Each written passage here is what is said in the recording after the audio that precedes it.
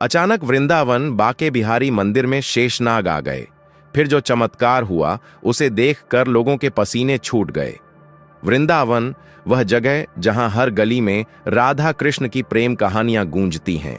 यमुना नदी के किनारे बसा यह शहर सदियों से भक्तों का केंद्र रहा है। यहाँ का बांके बिहारी मंदिर तो जैसे स्वर्ग का एक टुकड़ा है।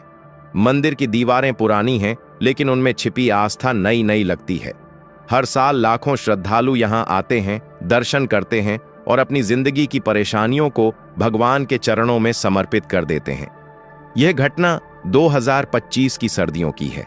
अक्टूबर का महीना था, जब ठंडी हवाएं यमुना से उठकर पूरे शहर को ठंडक से भर देती हैं। उस दिन सुबह सुबह धुंध छाई हुई थी। मंदिर के मुख्य पुजारी पंडित जी, जो पिछले 40 साल से सेवा कर रहे थे, हमेशा की तरह सुबह 5 बजे मंदिर पहुंचे। उनकी उम्र 65 के पार थी, लेकिन उनकी आंखों में भक्ति की चमक कभी कम नहीं हुई।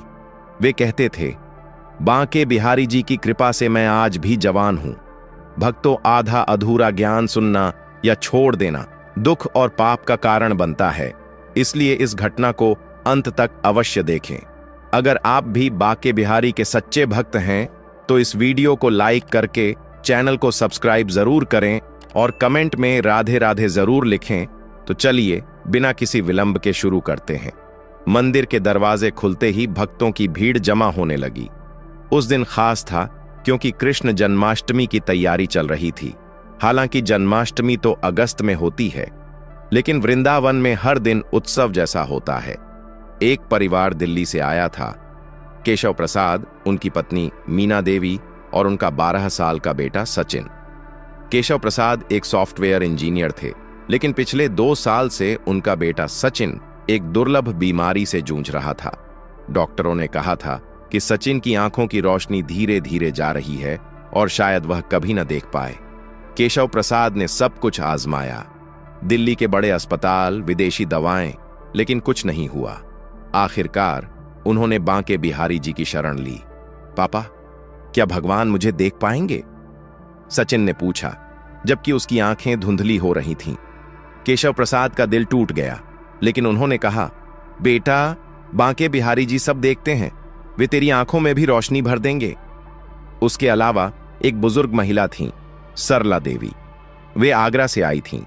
उनके पति की मौत हो चुकी थी और बेटा विदेश में बस गया था। सरला देवी अकेली थीं और उनकी इच्छा थी कि मरने से पहले एक बार बांके बिहारी जी के दर्शन करके वे शांति पाएं। मैंने सुना है यहां चमत्कार होते हैं। वे मंदिर के बाहर बैठी सोच रही थीं। मंदिर में आरती शुरू हुई, घंटियां बज रही थीं, भजन गूंज रहे थे, बांके बिहारी लाल की जय। हवा में अगरबत्ती की खुशबू फैली हुई थी।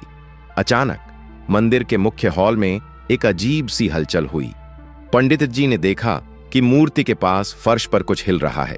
पहले तो लगा कोई कीड़ा मकोड़ा होगा, लेकिन जैसे ही वह करीब गए, उनकी आंखें फटी की फटी रह गईं। यह कोई साधारण सांप नहीं था, वह विशालकाय था, लगभग 10 फुट लंबा, और उसकी आंखें चमक रही थीं जैसे रत्न जड़े हों। उसका फन फैला हुआ था और शरीर पर नीले हरे रंग की चमक थी। पंडित जी ने कभी ऐसा सांप नहीं देखा। यह शेषनाग जैसा लगता है, उन्होंने मन ही मन सोचा। हिंदू धर्म में शेषनाग भगवान विष्णु का साथी है, जो पाताल लोक में रहता है और पृथ्वी को अपनी फन पर उठाए रखता है। लेकिन यहां बांके बिहारी मंदिर में यह कैसे संभव था? भक्तों में अफरा तफरी मच गई। कुछ चिल्लाए, सांप, सांप आ गया। महिलाएं पीछे हट गईं, बच्चे रोने लगे। केशव प्रसाद ने सचिन को गोद में उठा लिया और सरला देवी डर से कांप रही थीं, लेकिन पंडित जी ने सबको शांत किया। रुकिए, यह कोई साधारण सांप नहीं है। देखिए, यह मूर्ति के पास रुका हुआ है, जैसे पूजा कर रहा हो। सच में वह सांप, या कहें शेषनाग, मूर्ति के सामने रुक गया। उसने अपना फन झुकाया और ऐसा लगा जैसे वह भगवान कृष्ण को प्रणाम कर रहा हो। मंदिर का वातावरण अचानक बदल गया। ठंडी हवा गर्म हो गई और एक दिव्य खुशबू फैलने लगी, जैसे चंदन और कमल के फूलों की। भजन रुक गए थे, लेकिन अब एक अजीब सी ध्वनि सुनाई दे रही थी, ओम ओम, जैसे कोई मंत्र जप रहा हो। एक युवा भक्त, नाम था विवेक, जो मंदिर में स्वयं सेवक था, ने अपना फोन निकाला और वीडियो बनाने लगा। ये क्या हो रहा है? ये तो चमत्कार है, वह बड़बड़ाया। लेकिन जैसे ही उसने फोन उठाया, शेषनाग ने उसकी तरफ देखा। विवेक की आंखें मिलीं और उसे लगा जैसे कोई उसे अंदर तक देख रहा हो। वह डर गया और फोन नीचे रख दिया। पंडित जी ने सबको पीछे हटने को कहा और खुद आगे बढ़े। उन्होंने संस्कृत में मंत्र पढ़ना शुरू किया, ओम नमो भगवते वासुदेवाय। शेषनाग ने अपना फन और फैलाया और अचानक उसके मुंह से एक चमकदार मणि निकली। वह मणि नीली थी और उसमें से रोशनी फैल रही थी। भक्तों के मुंह खुले रह गए। यह क्या है? सरला देवी ने पूछा। केशव प्रसाद ने सचिन को कसकर पकड़ रखा था। सचिन, जो धुंधला देख रहा था, बोला, पापा, मुझे कुछ चमकता हुआ दिख रहा है, नीला रंग।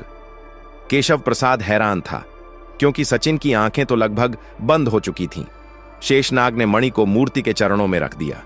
जैसे ही मणि ने मूर्ति को छुआ, मंदिर में एक जोरदार धमाका हुआ।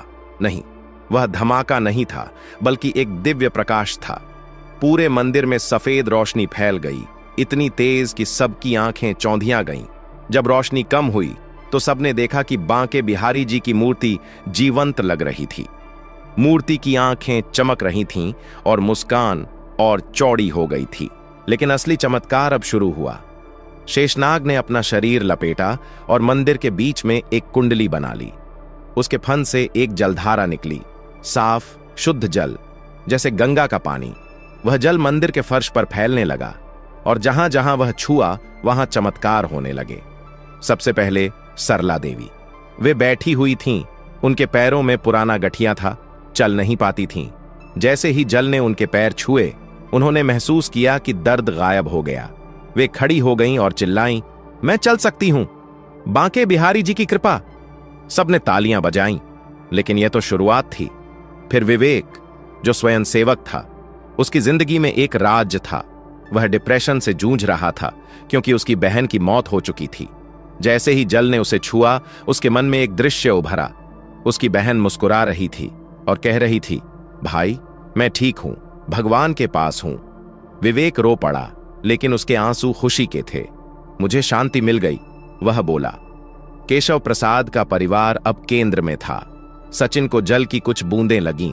अचानक सचिन ने चिल्लाया, पापा, मैं देख सकता हूं, सब साफ साफ दिख रहा है। केशव प्रसाद ने देखा सचिन की आंखें चमक रही थीं। डॉक्टरों ने जो असंभव कहा था वह हो गया। सचिन ने मूर्ति की तरफ देखा और कहा, भगवान, आप कितने सुंदर हैं। केशव प्रसाद और मीना देवी रो रहे थे। वे एक दूसरे को गले लगा लिए। लेकिन चमत्कार यहीं नहीं रुका। शेषनाग ने अपना फन उठाया और उसके मुंह से एक ध्वनि निकली, राधे राधे। यह इतनी मधुर थी कि सब मंत्रमुग्ध हो गए। मंदिर में मौजूद हर भक्त को लगा जैसे भगवान खुद बोल रहे हों।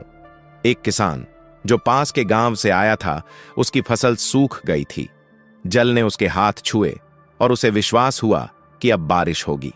सच में अगले दिन वृंदावन में भारी बारिश हुई, जो सूखे को खत्म कर गई। अब तक चमत्कार छोटे छोटे थे, लेकिन असली चमत्कार अब हुआ, जो लोगों के होश उड़ा देगा। शेषनाग ने अपना शरीर फैलाया और अचानक मंदिर की छत से एक दिव्य प्रकाश उतरा। वह प्रकाश एक आकृति में बदल गया, भगवान विष्णु की आकृति, लेकिन कृष्ण रूप में। सबने देखा कि बांके बिहारी जी की मूर्ति से एक छाया निकली और वह शेषनाग पर सवार हो गई।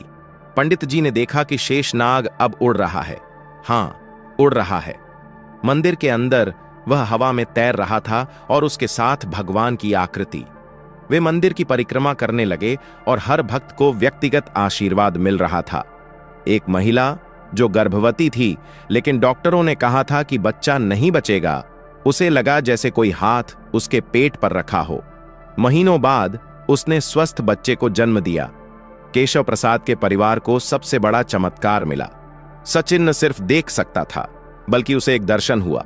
वह कृष्ण की लीला देख रहा था, जहां कृष्ण गोपियों के साथ रास कर रहे थे। पापा, मैंने भगवान को देखा, सचिन बोला। लेकिन सबसे होश उड़ाने वाला पल तब आया जब शेषनाग ने अपना फन मूर्ति की तरफ किया और मणि से एक किरण निकली जो पूरे मंदिर को रोशन कर गई। उस किरण में सबने अपनी जिंदगी की समस्याएं गायब होती देखीं, जैसे समय रुक गया हो और भगवान ने सबको नया जीवन दिया हो। एक बूढ़ा आदमी जो मंदिर के बाहर बैठा था और कभी विश्वास नहीं करता था, अंदर आया। वह एथीस्ट था, लेकिन चमत्कार देखकर उसके आंसू निकल आए। लेकिन मंदिर प्रशासन ने इसे गुप्त रखा ताकि भीड़ न बढ़े। चमत्कार के बाद शेषनाग गायब हो गया, जैसे आया था वैसे ही मणिमूर्ति में समा गई और मंदिर वापस सामान्य हो गया। लेकिन लोगों की जिंदगी बदल गई। केशव प्रसाद का परिवार दिल्ली लौटा। सचिन अब स्कूल जाता है और वे हर साल वृंदावन आते हैं। सरला देवी अब मंदिर में सेवा करती हैं और विवेक एक प्रसिद्ध भक्त बन गया। पंडित जी ने बाद में कहा, यह शेषनाग नहीं, भगवान की लीला थी। जब आस्था सच्ची हो, चमत्कार होते हैं। यह घटना आज भी वृंदावन में चर्चा का विषय है। यह कहानी सिखाती है कि जीवन में मुश्किलें आती हैं, लेकिन भक्ति से सब संभव है। दोस्तों, इस वीडियो को अपने दोस्तों, परिवार और रिश्तेदारों के साथ शेयर जरूर करें। और वीडियो पसंद आई है तो वीडियो को लाइक करके चैनल को सब्सक्राइब जरूर करें और कमेंट बॉक्स में बाके बिहारी और राधे राधे जरूर लिखें। धन्यवाद।